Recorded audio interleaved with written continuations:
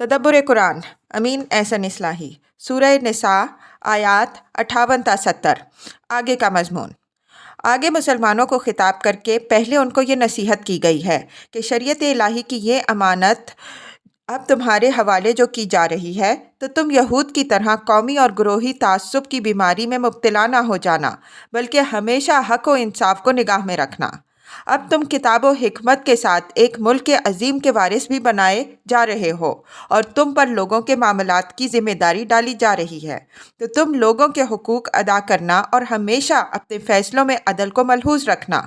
اور اس بات کو یاد رکھنا کہ جس خدا نے تم کو اس ذمہ داری پر مامور کیا ہے وہ سمیع و بصیر ہے۔ اس کے بعد وہ طریقہ بتایا ہے جس کو اختیار کر کے مسلمان بحیثیت امت مسلمہ کے منظم و مستحکم حق و عدل پر استوار اور اختلاف و نزاع سے ابھرنے والی آفتوں سے اپنے آپ کو محفوظ رکھ سکتے ہیں۔ یہ گویا ان اساسات کی تفصیل ہے جن پر اسلامی نظام حکومت مبنی ہے۔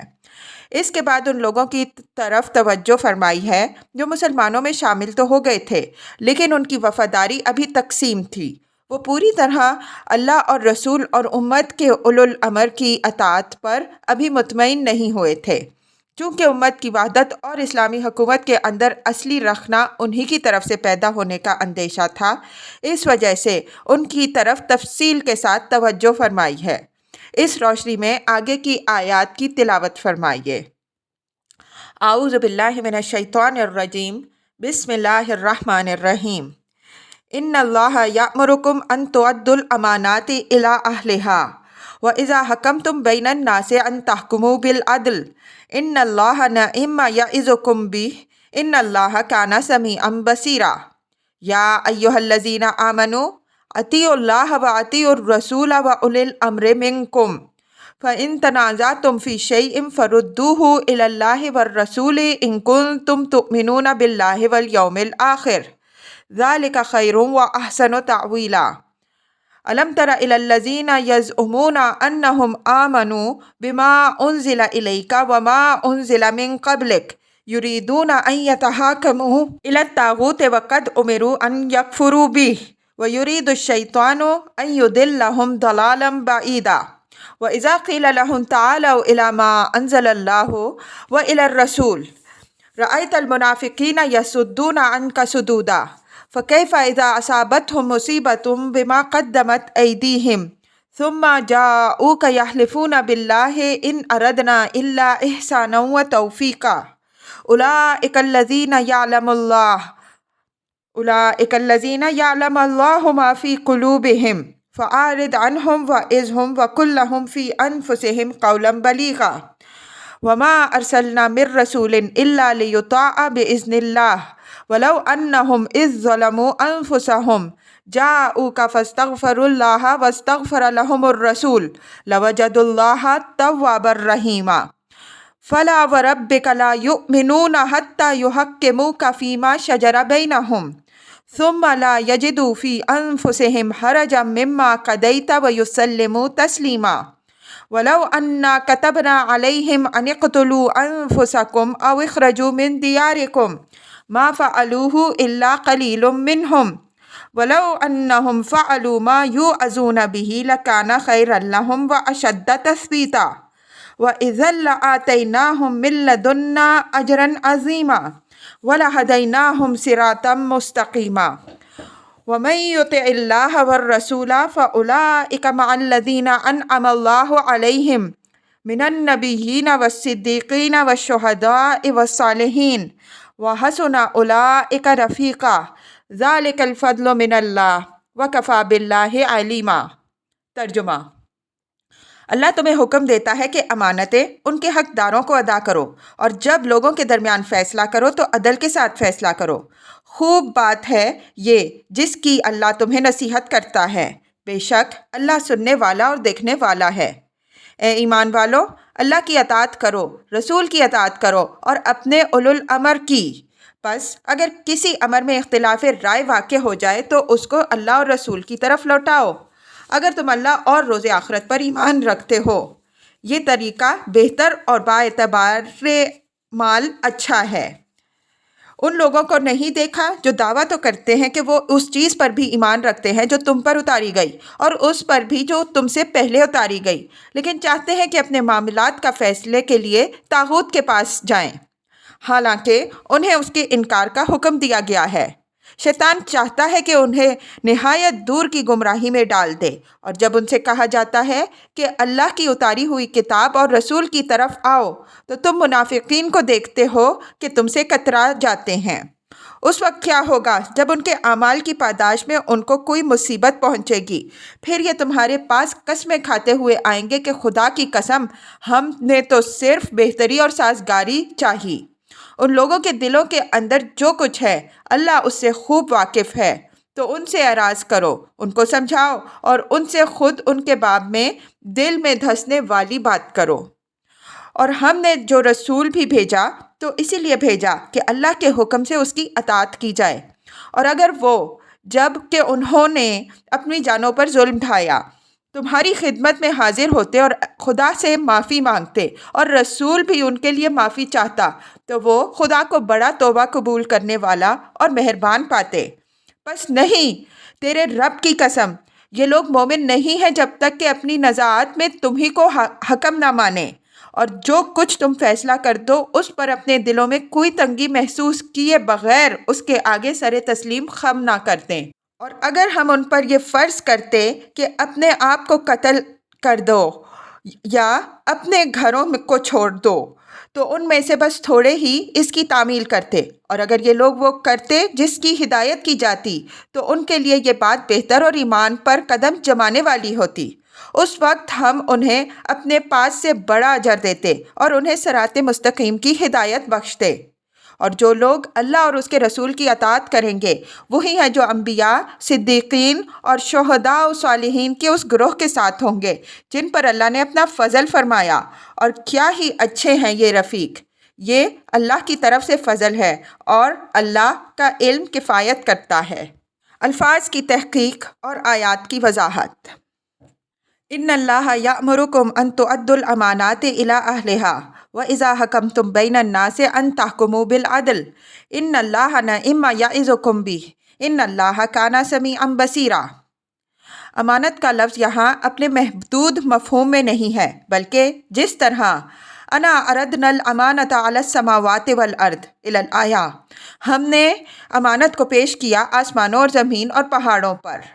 والی آیت میں آیا ہے، یہ اسی طرح یہاں بھی نہایت وسیع مفہوم میں استعمال ہوا ہے۔ تمام حقوق و فرائض، خواہ حقوق اللہ سے تعلق رکھتے ہوں یا حقوق العباد سے، انفرادی نوعیت کے ہوں یا اجتماعی نوعیت کے، اپنوں سے متعلق ہوں یا بیگانوں سے، مالی معاملات کی قسم سے ہوں یا سیاسی معاہدات کی قسم سے،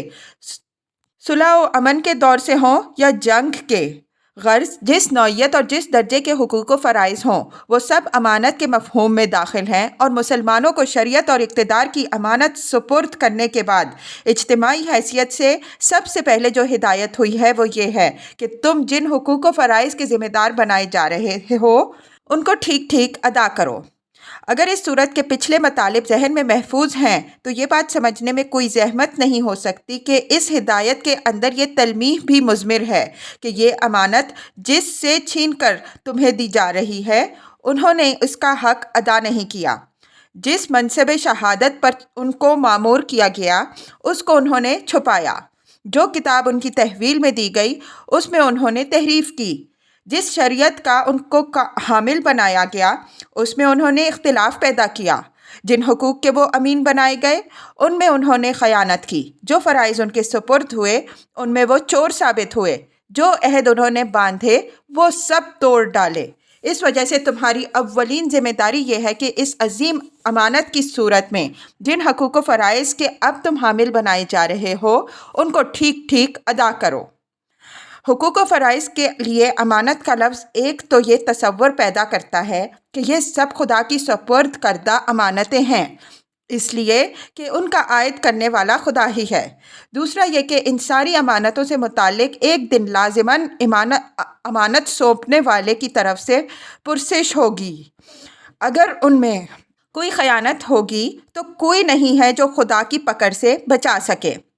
وَإِذَا حَكَمْتُمْ بَيْنَ النَّاسِ الآیہ، یہ امانت کے سب سے اہم پہلو کی تفصیل بھی ہے اور اقتدار کے ساتھ جو ذمہ داری وابستہ ہے اس کی وضاحت بھی۔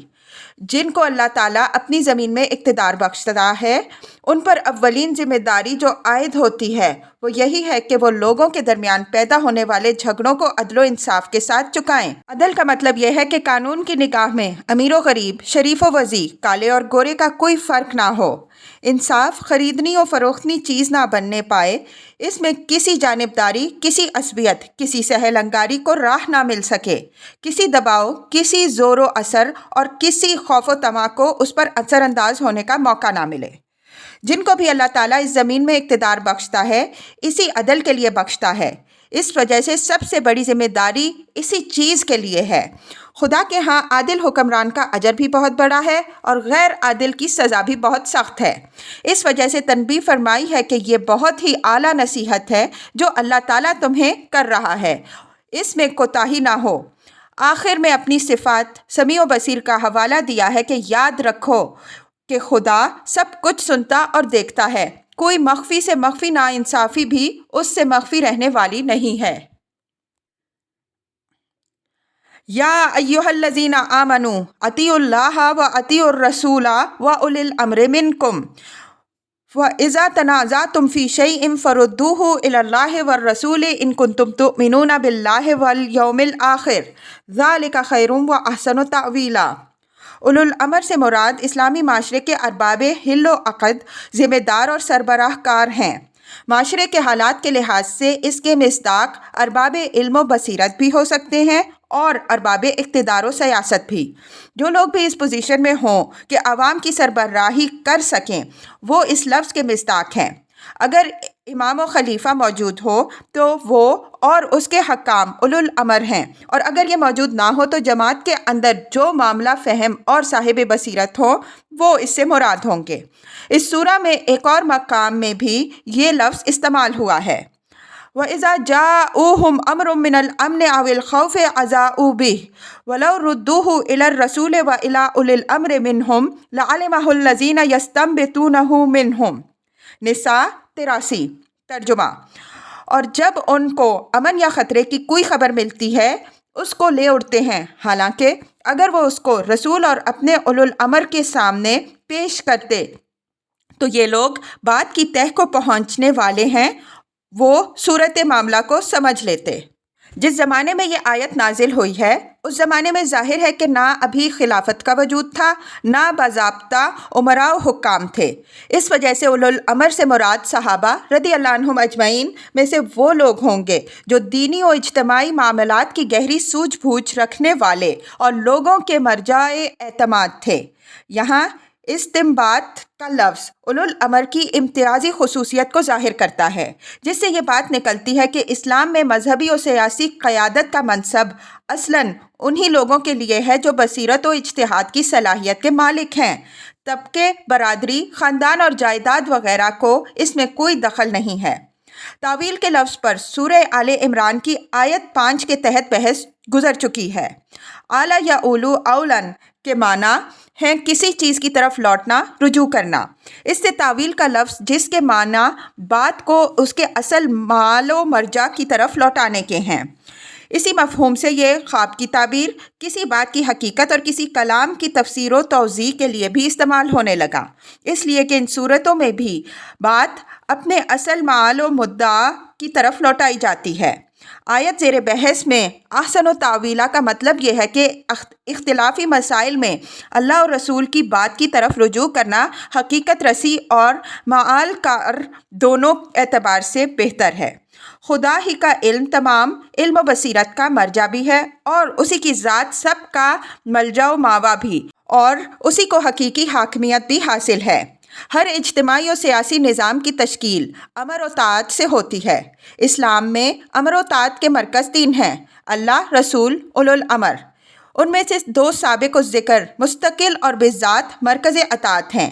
اس وجہ سے ان کے ساتھ اطیعوا کا فعل مستقلاً استعمال ہوا۔ اولو الامر کی اطاعت اللہ اور رسول کی اطاعت کے تحت ہے، اس وجہ سے ان کے لیے اطیعوا کا فعل الگ نہیں استعمال ہوا بلکہ اس کو صرف سابق پر عطف کر دیا ہے۔ یہ اشارہ ہے اس بات کی طرف کہ اولو الامر صرف اللہ اور رسول کے احکام کی تنفیذ کا ذریعہ ہے، اس وجہ سے ان کی اطاعت خدا اور رسول کے احکام کے خلاف جائز نہیں۔ نوٹ: یہ ملحوظ رہے کہ اللہ اور رسول کے احکام کے خلاف کسی کے حکم کی اطاعت جائز نہیں ہے، لیکن امراء و حکام کے معاملے میں شریعت کے اس حکم کے ساتھ کچھ تفصیلات بھی بیان ہوئی ہیں جن کا جاننا نہایت ضروری ہے۔ ہم نے اس مسئلے پر اپنی کتاب اسلامی ریاست کے باب اطاعت کے حدود و شرائط میں تفصیل کے ساتھ بحث کی ہے۔ فَإِن تَنَازَعْتُمْ فِي شَيْءٍ تنازعوا فی شیء تنازعوا فی الحدیث یا تنازعوا فی الامر کے معنی جیسا کہ ہم سورہ آل عمران کی تفسیر میں واضح کر چکے ہیں اختلاف رائے کے آتے ہیں، یعنی کسی معاملے میں کسی کی رائے کچھ ہو کسی کی کچھ۔ موقع دلیل ہے کہ یہاں اس سے مراد وہ اختلاف رائے ہے جو کسی معاملے میں حکم شریعت معین کرنے کے باب میں ہو سکتا ہے، مثلاً کسی نص شرعی کی تعبیر و تاویل میں اختلاف رائے ہو جائے یا کسی امر اجتہادی میں اختلاف پیدا ہو جائے۔ یہ اختلاف قرآن کی کسی آیت یا رسول کی کسی سنت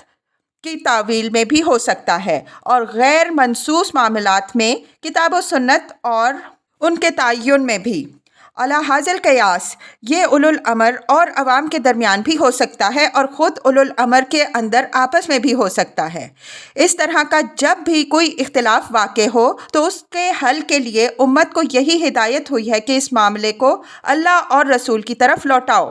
اللہ اور رسول کی طرف لوٹاؤ کا مطلب یہ ہے کہ اگر کتاب و سنت کے نصوص میں اس معاملے کے لیے کوئی قطعی رہنمائی موجود نہیں ہے تو ان کے اشارات، مقتضیات، فتاویٰ اور امثال و نظائر کو پیش نظر رکھ کر اس میں اوفق بالکتاب و السنہ کا تعین کرو اور اس کو اختیار کر لو۔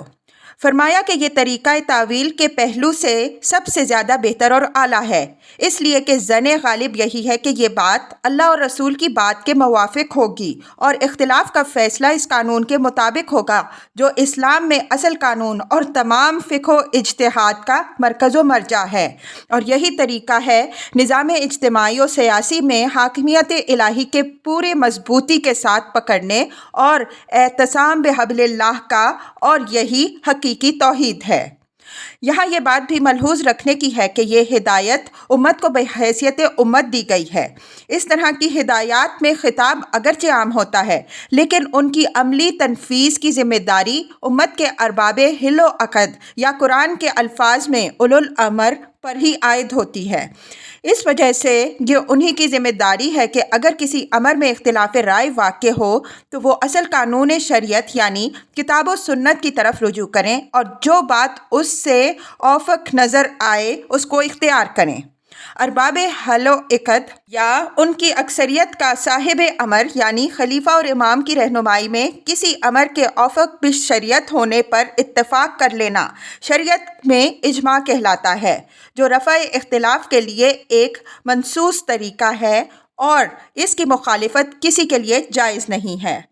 رد الی اللہ والرسول کا طریقہ یہ ہے کہ جب کسی امر میں شریعت کا حکم معلوم کرنا ہو تو پہلے کتاب اللہ کی طرف رجوع کرے،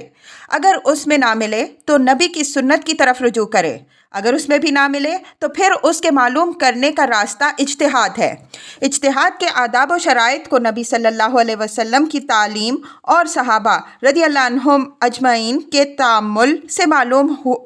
ہوئے ہیں، وہ اصول فقہ کی کتابوں میں موجود ہیں اور ایسے فطری اور عقلی ہیں کہ کسی معقول آدمی کے لیے اس سے انکار کی گنجائش نہیں ہے۔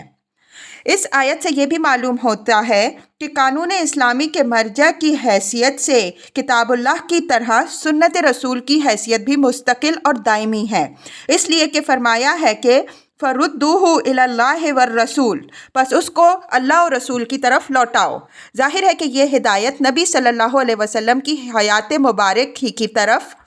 اور اسی تک محدود نہیں ہو سکتی، اس لیے کہ اس اختلاف کے پیدا ہونے کا غالب امکان تو حضور صلی اللہ علیہ وسلم کی وفات کے بعد ہی تھا، اور آیت خود شہادت دے رہی ہے کہ اس کا تعلق مستقبل ہی سے ہے۔ ظاہر ہے کہ حضور صلی اللہ علیہ وسلم کی وفات کے بعد آپ صلی اللہ علیہ وسلم کی سنت ہی ہے جو آپ کے قائم مقام ہو سکتی ہے۔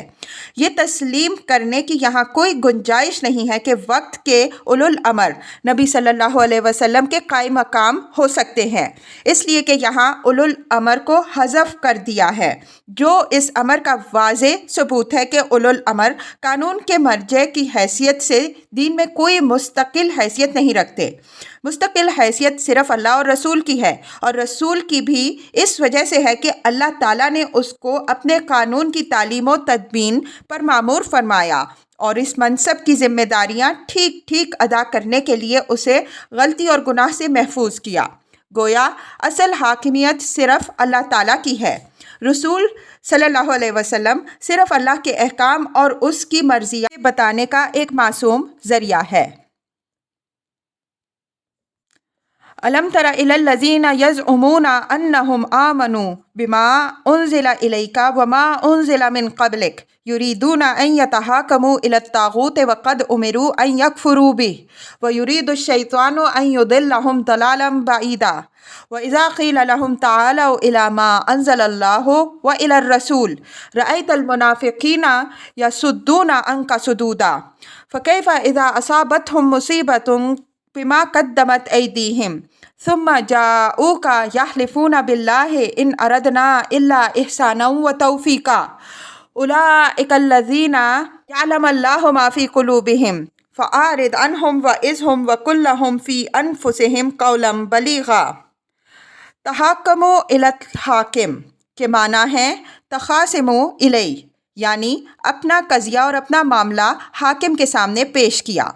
طاغوت کی تحقیق سورہ بقرہ کی تفسیر میں گزر چکی ہے۔ یہاں اس کے مقابل میں فرمایا ہے کہ تعالوا الی ما انزل اللہ و الی الرسول، جس سے یہ بات نکلتی ہے کہ یہاں طاغوت کتاب اللہ اور رسول کی ضد کے مفہوم میں استعمال ہوا ہے۔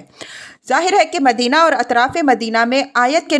زمانہ نزول تک یہ حیثیت صرف یہود کے سرداروں اور لیڈروں ہی کو حاصل تھی کہ جو لوگ نبی صلی اللہ علیہ وسلم کی عدالت سے بچنا چاہتے وہ اپنے معاملات ان کے پاس لے جاتے۔ اس وجہ سے طاغوت سے مراد وہی ہو سکتے ہیں، اور ہر اعتبار سے وہ اس لفظ کے بالکل ٹھیک ٹھیک مصداق تھے۔ یہ باانداز تعجب منافقین کا ذکر ہو رہا ہے، اور قرائن سے صاف معلوم ہو رہا ہے کہ یہ منافقین اہل کتاب میں سے آئے ہوئے لوگ تھے، جو دعویٰ تو یہ کرتے تھے کہ وہ قرآن پر بھی ایمان رکھتے ہیں اور پچھلے صحیفوں پر بھی ایمان رکھتے ہیں، لیکن اپنے معاملات میں اللہ اور رسول کی طرف رجوع کرنے کے بجائے یہود کے سرداروں اور ان کی عدالتوں کی طرف رجوع کرتے تھے۔ حالانکہ جس اللہ اور رسول پر وہ ایمان کے مدعی تھے ان کی طرف سے یہ واضح ہدایت اتر چکی ہے کہ اللہ اور رسول پر ایمان کے لیے لازم ہے کہ طاغوت کا انکار کیا جائے، بغیر اس کے انکار کے ایمان معتبر نہیں۔ لیکن یہ دونوں کو جمع کرنا چاہتے تھے، اور شیطان یہ چاہتا ہے کہ اس طرح ان کو بھٹکا کر صراط مستقیم سے اتنی دور کر دے کہ پھر ان کے لیے اس کو ماننے کا کوئی امکان باقی نہ رہ جائے۔ فرمایا کہ آج تو جب ان سے کہا جاتا ہے کہ اپنے معاملات اللہ اور رسول ہی کے سامنے پیش کرو، ایمان کا یہی تقاضا ہے، تو کسی نہ کسی بہانے سے کترا جاتے ہیں۔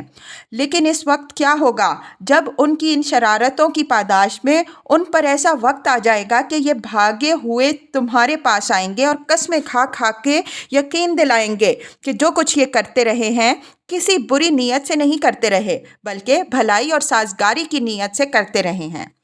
جس مصیبت کے پیش آنے کا یہاں ذکر ہے وہ بعد میں اس طرح پیش آئی کہ جب اسلام نے طاقت پکڑ لی اور یہود کی سیاست طاقت بالکل کمزور ہو گئی، تو مسلمانوں کو یہ ہدایت کر دی گئی کہ اب منافقین کے معاملے میں چشم پوشی اور اغماض کی روش وہ بدل دیں۔ چنانچہ مسلمانوں نے اپنی روش بدل لی اور قدم قدم پر منافقین کا احتساب شروع کر دیا۔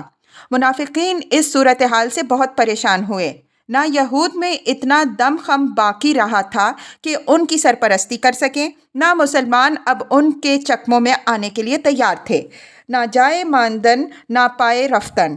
نتیجہ یہ ہوا کہ منافقین بھاگ بھاگ کر حضرت صلی اللہ علیہ وسلم کی خدمت میں آتے اور قسمیں کھا کھا کر آپ کو یقین دلانے کی کوشش کرتے کہ وہ یہود سے جو ربط ضبط اب تک رکھتے اور کبھی کبھی اپنے معاملات میں ان کی بالادستی تسلیم کر لیتے، اس میں کسی فسادیت کو دخل نہیں تھا، بلکہ ان کی خواہش صرف یہ رہی ہے کہ اس سے مسلمانوں کو فائدہ پہنچے گا اور جو خلیج اختلاف و اناد یہود اور مسلمانوں کے درمیان حائل ہو گئی ہے وہ زیادہ وسیع نہ ہونے پائے۔ اس طرح وہ اپنی منافقت کو مصالحت کے پردے میں چھپانے کی کوشش کرتے اور اس کو احسان اور توفیق کے خوبصورت الفاظ سے تعبیر کرتے، لیکن واقعات کے تشت ازبام ہو جانے کے بعد اس سخن سازی کا موقع بالکل نکل چکا تھا۔ چنانچہ آگے اس سورہ میں بھی اور پھر تفصیل کے ساتھ سورہ برات میں بھی منافقین کے چہرے کی یہ نقاب نوچ کر پھینک دی گئی اور ان کے لیے منہ چھپانا ناممکن ہو گیا۔ اس سے یہ بات نکلی کہ حریف طاقتوں کے ساتھ اختلاف یا رواداری کی پالیسی بنانا امت کے ارباب حل و عقد اور اس کے سربراہوں کا کام ہے، نہ کہ عوام کی کسی ٹولی کا۔ اگر ارباب حل و عقد کسی حریف طاقت سے برسر جنگ ہے اور عوام کے اندر کے کچھ افراد ان کی طرف محبت و اعتماد کی پینگیں بڑھائیں اور ان کو امت کی خیر خواہی اور باہمی سازگاری کی کوشش کا نام دے تو یہ صریح بدخواہی اور کھلی ہوئی منافقت ہے۔ آخر میں فرمایا کہ اللہ تعالیٰ خوب جانتا ہے ان کے دلوں میں کیا ہے۔ یہ امت کی خیر خواہی اور سازگاری پیدا کرنے کا جذبہ ہے جو ان سے یہ پاپڑ بلوا رہا ہے، یا منافقت اور طاغوت پرستی کا فساد ہے جو انہیں اسلام کی طرف ابھی یکسو ہونے نہیں دے رہا ہے، اور یہ دل میں اس امید کی پرورش کر رہے ہیں کہ شاید اس کشمکش کا نتیجہ یہود اور کفار کی فتح مندی کی شکل میں نکلے تو ان کی یہ منافقت کی پالیسی کامیاب رہے گی۔ فرمایا کہ ان کی اس حرکت سے اعراض کرو، ان کو نیک اور بد اچھی طرح سمجھا دو اور ان کے حق میں جو بہتر ہے اس سے ایسے انداز میں ان کو آگاہ کر دو کہ ان کے کان کھلے اور بات دلوں میں اترے۔ فَكَيْفَ إِذَا أَصَابَتْهُم مُّصِيبَةٌ إِلَى الْآيَةِ میں جو دھمکی ہے وہ فَأَعْرِضْ عَنْهُمْ وَعِظْهُمْ وَقُل لَّهُمْ فِي أَنفُسِهِمْ قَوْلًا بَلِيغًا میں اور زیادہ تیز و تند ہو گئی ہے۔ مطلب یہ ہے کہ یہ اپنی اس منافقت کے لیے جو بہانہ سازی کر رہے ہیں خدا اس کی حقیقت سے خوب واقف ہے، اس وجہ سے تم معاملہ خدا کے حوالے کرو اور ابھی ان سے اعراض کرو، البتہ ان کو نیک اور بد اچھی طرح سمجھا دو کہ جو کھیل یہ کھیل رہے ہیں یہ خود ان کے لیے مستقبل میں نہایت خطرناک ثابت ہوگا۔ واعظ کے لفظ کے متعلق ہم کہیں یہ لکھ آئے ہیں کہ عربی میں یہ لفظ زجر اور تنبیہ کے مفہوم کا بھی حامل ہے۔ وَقُل لَّهُمْ فِي أَنفُسِهِمْ قَوْلًا بَلِيغًا میں فی انفسہم کے الفاظ اس حقیقت کو ظاہر کر رہے ہیں کہ ان پر یہ حقیقت واضح کر دی جائے کہ یہ نصیحت خود ان کے حق میں بہتر ہے، ان کی اس روش سے اسلام کو کوئی ضرر پہنچنے والا نہیں ہے، اللہ اور اپنے دین کی حفاظت کے لیے کافی ہے، البتہ یہ خود اپنے آپ کو تباہ کر لیں گے۔ قولاً بلیغا کے الفاظ اس حقیقت کو ظاہر کر رہے ہیں کہ اب نصیحت کا انداز کان کھولنے والا اور دل میں دھسنے والا ہونا چاہیے۔ یہ بہرے اور بلید لوگ ہیں، اس وجہ سے حکیمانہ انداز نصیحت ان پر اثر انداز نہیں ہوتا۔ نبی صلی اللہ علیہ وسلم کو یہ ہدایت اس وجہ سے ہوئی کہ آپ اگر کسی کی غلطی پر کوئی گرفت فرماتے تو کمال درجہ رافت و شفقت کی وجہ سے نہایت ہی نرم اور کریمانہ انداز میں اس کی طرف اشارہ فرماتے، اگرچہ حضور صلی اللہ علیہ وسلم کے شایان شان انداز یہی تھا اور ذی صلاحیت لوگوں کے لیے یہ اشارہ کافی بھی ہو جاتا تھا، لیکن منافقین اس کریم النفسی کے نہ اہل تھے نہ قدردان، بلکہ وہ اس سے غلط فائدہ اٹھاتے اور روز بروز اپنی شرارتوں میں دلیر ہوتے چلے جا رہے تھے۔ اس وجہ سے یہ ہدایت ہوئی ہے کہ اب ان کے ساتھ زیادہ نرمی برتنے کا موقع نہیں ہے، بلکہ وقت آ گیا ہے کہ ان کو واضح الفاظ میں تنبیہ کی جائے اور ان کے نیک و بد سے ان کو اچھی طرح آگاہ کر دیا جائے تاکہ یہ سنبھلنا چاہیں تو تباہی کے گڑھے میں گرنے سے پہلے پہلے سنبھل جائیں۔ وَمَا أَرْسَلْنَا مِن رَّسُولٍ إِلَّا لِيُطَاعَ بِإِذْنِ اللَّهِ وَلَوْ أَنَّهُمْ إِذ ظَّلَمُوا أَنفُسَهُمْ جَاءُوكَ فَاسْتَغْفِرُوا اللَّهَ وَاسْتَغْفَرَ لَهُمُ الرَّسُولُ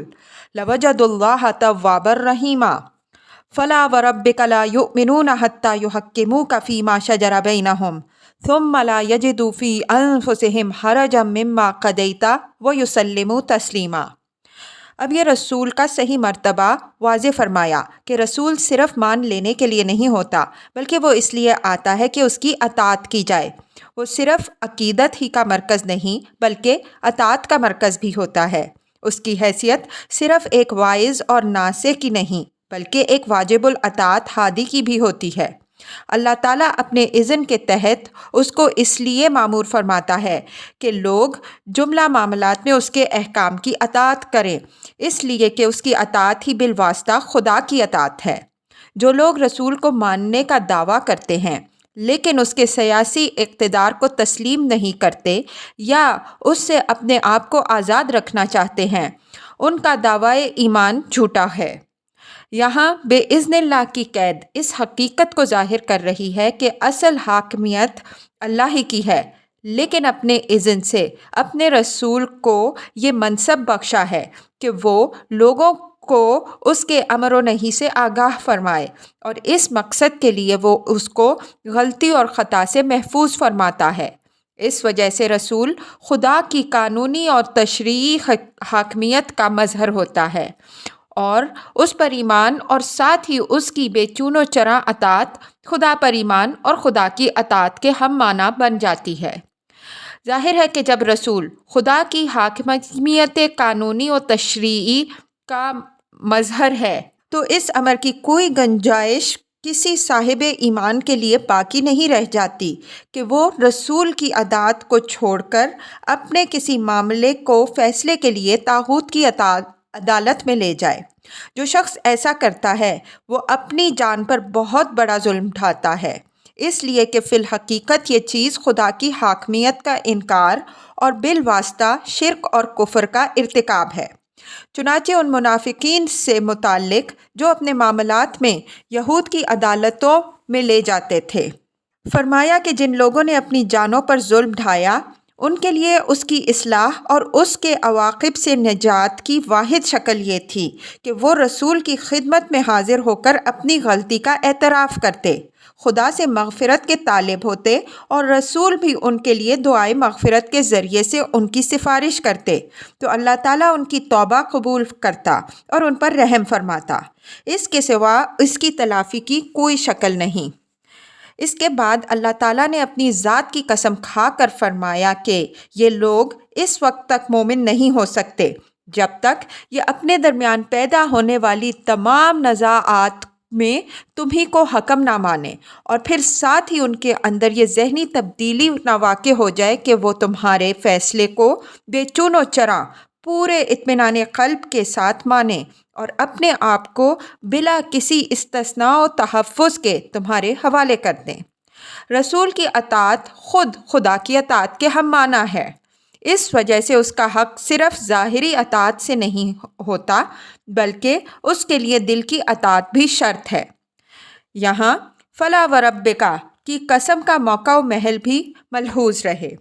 اس سے صرف رسول کی ظاہری و باطنی اطاعت کی تاکید ہی مقصود نہیں ہے بلکہ یہ منافقین کی جھوٹی قسم کی جو آیت 62 میں مذکور ہے، سچی قسم کے ساتھ تردید بھی ہے۔ پھر وربک کے خطاب میں اللہ تعالیٰ کی طرف سے نبی صلی اللہ علیہ وسلم کے لیے التفات خاص کی جو دل نوازی ہے، اس کی بلاغتوں کا اندازہ تو صرف اہل ذوق ہی کر سکتے ہیں۔ قلم ان کی تعبیر سے قاصر ہے۔ فاستغفروا اللہ واستغفر لهم الرسول میں ان کے لیے رسول کے استغفار کی جو شرط لگائی گئی ہے، اس میں دو پہلو ہیں۔ ایک تو یہ کہ رسول کا یہ استغفار ان کے لیے اس دنیا میں بمنزلہ شفاعت ہے، جس سے ان کے اس گناہ عظیم کے بخشے جانے کی توقع ہے۔ دوسرا یہ کہ رسول کی عدالت کے ہوتے ان کا تحاکم الی الطاغوت رسول کی صریح توہین ہے۔ اس وجہ سے یہ ضروری ہوا کہ وہ رسول کی رضا اور ان کی دعا بھی حاصل کریں۔ منافقین سوچتے تو ان کو رسول کی برکتوں سے متمتع ہونے کا بڑا موقع حاصل تھا، لیکن ان میں سے بہتوں نے اس موقع کی قدر نہیں کی، جس کا نتیجہ یہ ہوا کہ اللہ تعالیٰ نے ان کو اس کے بعد محروم کر دیا۔ سورہ منافقون میں اس کا ذکر اس طرح ہوا ہے: وَإِذَا قِيلَ لَهُمْ تَعَالَوْا يَسْتَغْفِرْ لَكُمْ رَسُولُ اللَّهِ لَوَّوْا رُؤُوسَهُمْ وَرَأَيْتَهُمْ يَصُدُّونَ وَهُمْ مُسْتَكْبِرُونَ سَوَاءٌ عَلَيْهِمْ أَسْتَغْفَرْتَ لَهُمْ أَمْ لَمْ تَسْتَغْفِرْ لَهُمْ لَن يَغْفِرَ اللَّهُ لَهُمْ إِنَّ اللَّهَ لَا يَهْدِي الْقَوْمَ الْفَاسِقِينَ 5 تا 6 ترجمہ۔ اور جب ان سے کہا جاتا ہے کہ آؤ اللہ کا رسول تمہارے لیے اللہ سے مغفرت مانگے گا تو وہ اپنی گردنیں موڑ لیتے ہیں اور تم ان کو گھمنڈ کے ساتھ اعراض کرتے دیکھتے ہو۔ ان کے لیے برابر ہے تم ان کے لیے مغفرت مانگو یا نہ مانگو، اللہ ان کو معاف کرنے والا نہیں، اللہ نافرمانوں کو بامراد کرنے والا نہیں ہے۔ وَلَوْ أَنَّا كَتَبْنَا عَلَيْهِمْ أَنِ اقْتُلُوا أَنفُسَكُمْ أَوْ اخْرُجُوا مِنْ دِيَارِكُمْ مَا فَعَلُوهُ إِلَّا قَلِيلٌ مِّنْهُمْ وَلَوْ أَنَّهُمْ فَعَلُوا مَا يُوعَظُونَ بِهِ لَكَانَ خَيْرًا لَّهُمْ وَأَشَدَّ تَثْبِيتًا فَإِذًا لَّآتَيْنَاهُم مِّن لَّدُنَّا أَجْرًا عَظِيمًا وَلَهَدَيْنَاهُمْ صِرَاطًا مُّسْتَقِيمًا وَمَن يُطِعِ اللَّهَ وَالرَّسُولَ فَأُولَٰئِكَ مَعَ الَّذِينَ أَنْعَمَ اللَّهُ عَلَيْهِم من النبیین والصدیقین والشہداء والصالحین وحسن اولئک رفیقا ذالک الفضل من اللہ وکفی باللہ علیما۔ اب یہ ان منافقین کے اصل سبب نفاق سے پردہ اٹھایا ہے کہ یہ بنتے تو اسلام کے مدعی ہیں لیکن ابھی یہ جاہلیت کے سابق روابط و تعلقات کے پھندوں سے پوری طرح آزاد نہیں ہوئے ہیں۔ ابھی تک خاندان، برادری، قبیلہ اور قوم کی زنجیریں بھی ان کے پاؤں میں ہیں اور وطن اور سرزمین کی وابستگیاں بھی دامن گیر ہیں۔ اس وجہ سے یہ آگے بڑھنے کے بجائے بار بار پیچھے مڑ مڑ کر دیکھتے ہیں، حالانکہ اسلام کا اول مطالبہ یہی ہے کہ آدمی ہر زنجیر کو توڑ کر صرف اللہ کے لیے اٹھ کھڑا ہو، جس طرح مہاجرین اولین اٹھ کر کھڑے ہوئے۔ یہ ملحوظ رہے کہ یہ منافقین زیادہ تر یہود اور اطراف مدینہ کے قبائل سے تعلق رکھنے والے لوگ تھے۔ یہ اسلام کی ابھرتی ہوئی طاقت کو دیکھ کر اسلام کے اظہار پر تو مجبور ہو گئے تھے، لیکن جیسا کہ اوپر گزرا یہ اپنے روابط یہود اور اپنے قبائلی سرداروں کے ساتھ بھی رکھنا چاہتے تھے اور اسی غرض کے لیے اپنے معاملات و مقدمات میں بھی ان سے رجوع کرتے تھے۔ قرآن نے یہ ان کی اسی کمزوری سے پردہ اٹھایا ہے کہ ان کو اپنوں سے لڑنے اور اپنے گھر بار چھوڑ کر مسلمانوں کے ساتھ آ ملنے کا حکم دیا جائے تو اس جہاد اور ہجرت کے لیے ان میں سے بہت تھوڑے ہی آمادہ ہوں گے۔ اقتلوا انفسکم کے مفہوم پر ہم سورہ بقرہ آیت 54 اور نساء آیت 29 کے تحت جو کچھ لکھ آئے ہیں اس پر ایک نظر ڈال لیجئے۔ جہاد اول تو اپنی فطرت ہی سے ایک سخت آزمائش ہے، لیکن جب یہ تلوار ان کے خلاف اٹھانی پڑے جن سے خون اور قرابت کے رشتے ہوں اور جن کی حمیت و حمایت کا جذبہ رگ و ریشہ میں سرایت کیے ہوئے ہو تو یہ آزمائش سخت تر ہو جاتی ہے، اس لیے کہ اس صورت میں تلوار گویا اپنی ہی گردنوں پر چلانی پڑتی ہے۔ لیکن اسلام حق کے مقابل میں خون اور نسب کو کوئی اہمیت نہیں دیتا۔ اس وجہ سے خدا کی وفاداری کا امتحان پاس کرنے کے لیے اہل ایمان کو اس مرحلے سے بھی گزرنا پڑتا ہے۔ چنانچہ اسلام کی تاریخ شاہد ہے کہ بدر کے موقع پر ماموں کی تلوار بھانجے کے اور بھتیجے کی تلوار چچا کے مقابل میں بے نیام ہوئی اور عصبیت جاہلیت کے تمام روابط حق کے آگے بالکل بے حقیقت ہو کر رہ گئے۔ اسلام کی اسی حقیقت کی طرف یہاں ان منافقین کو بھی توجہ دلائی جا رہی ہے کہ اگر یہ بھی اپنے خاندان و قبیلہ اور گھر در کی وابستگیوں سے آزاد اور یکسو ہو کر کلیتاً مسلمانوں کے معاشرے میں شامل ہو جائیں تو یہ ان کے حق میں بہتر ہے اور اسلام پر ان کے قدم جمانے میں یہ چیز نہایت کارگر ہوگی۔ فاسد ماحول سے نکل کر جب یہ پاکیزہ ماحول میں پہنچ جائیں گے تو ان کی کمزوریاں دور ہوں گی اور یہ بھی اسلام کے جانثاروں کے ساتھ مل کر خدا کے وفادار اور حق کے خدمت گزار بن جائیں گے۔ اس کے بعد ان کی حوصلہ افزائی کے لیے فرمایا کہ یہ نہ خیال کریں کہ یہ کوئی تباہی و خودکشی کا راستہ ہے، اگر وہ اللہ کے لیے اپنے گھر در چھوڑ دیں گے تو اللہ ان کو خاص اپنے پاس سے اجر عظیم دے گا اور ان کو صراط مستقیم کی ہدایت نصیب کرے گا۔ جو لوگ سب سے کٹ کر اللہ اور اس کے رسول کی اطاعت کے لیے کھڑے ہوتے ہیں ان کو اللہ کے انعام یافتہ بندوں، انبیاء، صدیقین، شہداء اور صالحین کی معیت اور رفاقت حاصل ہوتی ہے۔ اور کیا ہی خوش قسمت ہیں وہ لوگ جن کو اس پاک گروہ کی معیت و رفاقت حاصل ہو۔ یہ اللہ کا فضل ہے اور اللہ اس فضل خاص کے مستحق بندوں سے بے خبر نہیں ہے۔ جو لوگ اس فضل کے حاصل کرنے کے لیے ہجرت اور جہاد کی بازیاں کھیلیں گے وہ مطمئن رہیں کہ اللہ ان کی جانبازیوں سے اچھی طرح باخبر ہے۔